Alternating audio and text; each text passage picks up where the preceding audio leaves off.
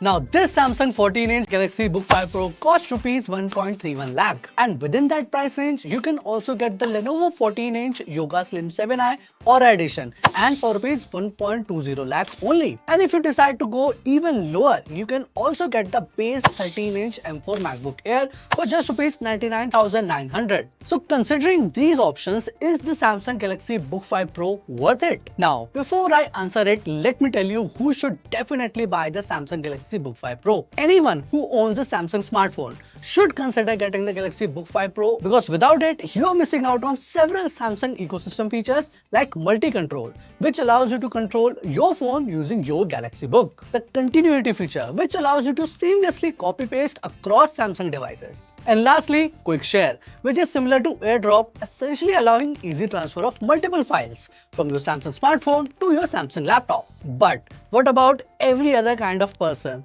who is looking for a Windows laptop? Should they spend around 1.31 lakh rupees for the Book 5 Pro? Is this objectively a good laptop? Let's find out.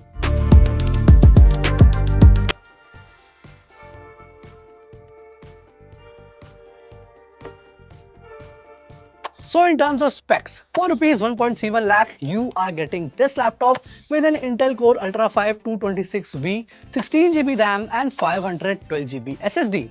You are also getting a 3K AMOLED display, which is touch enabled, and you are getting it all in a 14-inch form factor. Now, Samsung had a limited time offer that dropped the Book 5 Pro's price to 1,21,990, but now it's back up to 1,31,990. Another challenger we have is the 14-inch Lenovo Yoga Slim 7i Aura edition. It is powered by the same Intel Core Ultra 5 228V processor, but gets 32GB RAM, 1TB SSD and a 3K AMOLED display, all for just Rs 1.20 lakh. And lastly, most affordable of the bunch at Rs 99,900 is the Apple 13-inch M4 MacBook Air, featuring 16GB RAM, 256GB SSD and a slightly smaller 13.3-inch IPS LCD display. So first, let's check the build quality. And in terms of flex, the Galaxy Book 5 Pro and the MacBook both have minimal flex, but it is relatively a bit more visible on the 14-inch Yoga Slim 7i. You can also easily open the lid with one hand on the MacBook Air and the Book 5 Pro,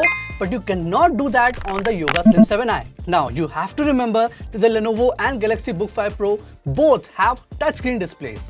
As a result, people will be using the laptop like this, and in that case, a tight hinge is necessary. So while the lid is easily pushed back on the Samsung Galaxy Book 5 Pro, on the Yoga Slim 7i, it remains absolutely firm, and it even lifts the laptop up while keeping the screen firm in its place, which should be the case in a touchscreen laptop. And while the screen of the Yoga Slim 7i goes all the way back to 180 degrees, the screen of the Samsung and the Apple MacBook Air does not. Now the lid notch, which is used to get a grip and easily lift the laptop lid open, is also the biggest on the Slim 7i, and it is a medium-sized one on the Book 5 Pro, and the smallest one is on the MacBook Air. Now, in terms of keyboard and touchpad, the Slim 7i leads the way in terms of key travel and typing comfort.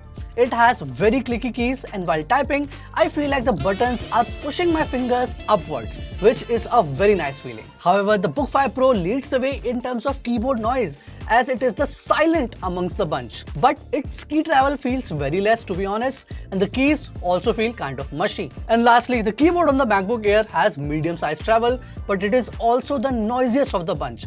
However, the typing experience doesn't feel as mushy as it does on the Book 5 Pro. Now moving on, and in terms of touchpad, the MacBook Air hands down is the winner. It features a haptic touchpad, which is also calibrated both in terms of accuracy and vibration response, so that you will never even think of using an external mouse with a MacBook Air. Meanwhile, the touchpad on the Book 5 Pro and the Slim 7i is a mechanical one, and both are kind of similar only in terms of use.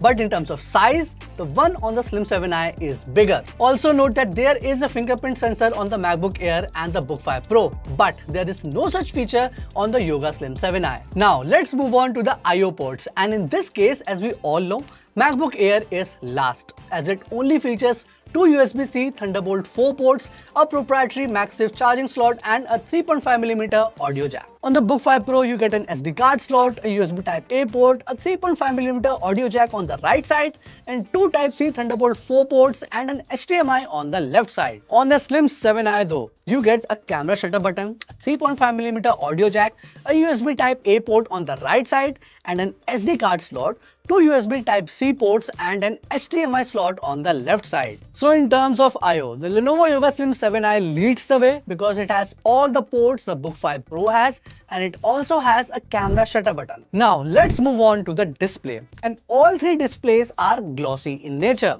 but there is an anti-reflective coating on the Samsung, and here's how it reflects the oncoming light. And it also gets 384 nits of SDR brightness and 100% sRGB as well as 100% DCI-P3 color space coverage. Meanwhile, the Yoga Slim 7i has an SDR brightness of 481 nits with 100% sRGB and 100% DCI-P3 color space gamut. And lastly, the MacBook Air M4 has 463 nits of brightness with 100% sRGB but a 79% DCI-P3 color space coverage. And although the MacBook Air doesn't have any anti-reflective coating, it still managed incoming light very well. So the Slim 7i's display leads the way in terms of brightness, and there is a tie between the MacBook's display and the Book 5 Pro's display, because while the MacBook has a brighter display, it is LCD.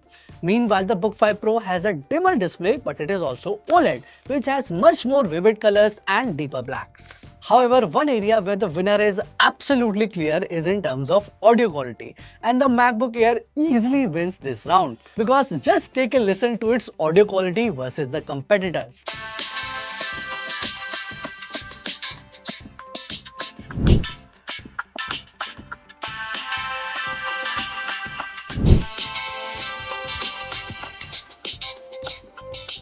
Now in terms of webcam quality, this is how I look in the camera of the MacBook Air. I have a soft finish to my face, but the details are still visible. In Yoga Slim 7i, I can see more details thanks to the upgraded 1440p webcam, but I also feel like that the footage is more grainy compared to MacBook Air. And lastly, in the webcam of the Book 5 Pro, not only do I see less details, I also feel like the final footage is also similarly grainy. So in terms of webcam, MacBook Air wins, while the Yoga Slim 7i comes in second and the Book 5 Pro comes in at third. Now let's compare battery life. And firstly, let's see the battery size difference between these three laptops. And as you can see, the Lenovo Slim 7i has the biggest battery at 70 Wh, followed by 60 Wh in the Samsung, and MacBook has the smallest battery of the bunch at 53.8 Wh. Now, let's see how the battery life differs in all these three laptops. So with a mixed usage, the MacBook Air and the Yoga Slim 7i gave me almost similar battery life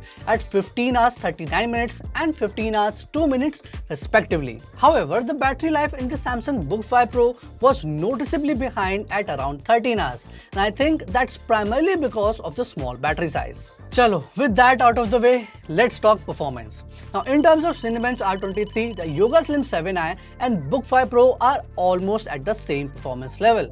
The Yoga Slim 7i is slightly ahead in terms of single core tests. Meanwhile, the M4 MacBook Air easily takes the lead both in single and multi-core tests. Also, please note that the R23 isn't optimized for the M4 ARM chip.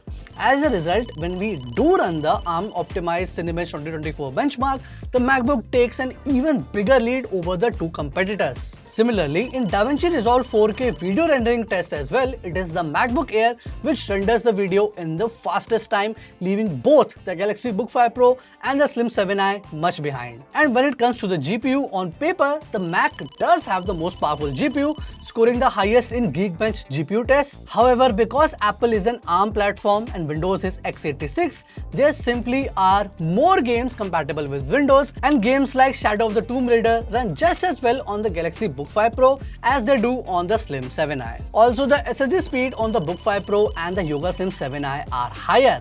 Meanwhile, the MacBook Air is much slower in comparison. So after all this analysis in terms of I/O ports, display, keyboard and battery life, the winner is Yoga Slim 7i. Meanwhile, in terms of outright performance, build quality, touchpad, webcam and audio quality, the MacBook remains unbeatable. And lastly, the Book 5 Pro manages to stand out in terms of build quality, and it wins in terms of having features like fingerprint sensor, but that's pretty much it. You see, the Samsung Galaxy Book5 Pro is a good laptop, but the problem is that laptops which are not just good but even great already exist, and they exist at price points lower than 1.31 lakhs. So my advice would be that if you want an objectively good laptop and if you have 1.3 lakh to spend, then there are other options for you. But if you are willing to pay a premium to immerse yourself in the Samsung ecosystem, then the Book 5 Pro is a perfectly fine choice. So that was it for the video. Thank you so much for watching. My name is Yatnesh Dubey and I will see you guys next time.